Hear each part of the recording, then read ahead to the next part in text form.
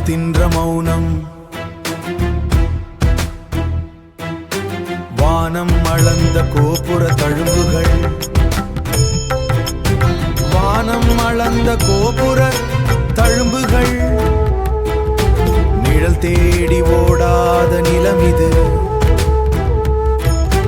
மன்னனின் கட்டளைக்கு சூரியனே வழிமாறும் அதிசயம் தஞ்சையின் முதுகெலும்பில் 1000 ஆண்களின் மூச்சு கடல் கடந்த புலிக்கொடியின் நிழல்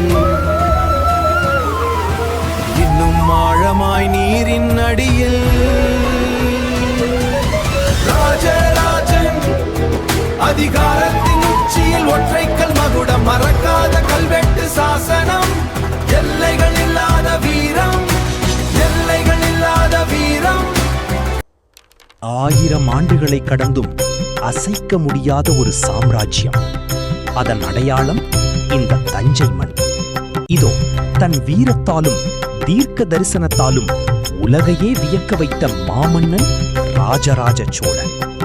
காந்தளூர் சாலை முதல் கடல் கடந்த தேசம் வரை சோழரின் புலிக்கொடி பறக்காத இடமில்லை. இந்த வாள் வெறும் ஆயுதமல்ல, தமிழனின் வீரத்திற்கும் வெற்றிக்கும் சாட்சி. மன்னன் என்றால் வெறும் வீரன் மட்டுமல்ல, அவன் ஒரு பெரும் ஞானி. என் கோண வடிவில் கோபுரம், நில அளவை, திறமையான நிர்வாகம் என வரலாற்றில் அழியாத தடத்தை பதித்த ராஜதந்திரம் இது. தூண்களில் செதுக்கப்பட்ட கலைகள் பேசும், கல்வெட்டுகள் அவர் புகழை பாடும்.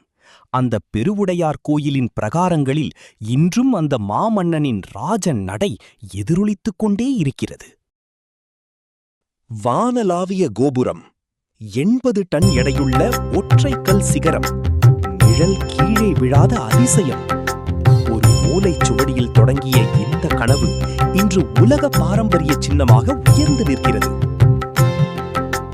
அதிகாரத்தின் உச்சத்தில் இருந்தாலும் அந்த ஆதிசிவனின் முன் தன்னை சமர்ப்பித்த ஒரு பக்தன்.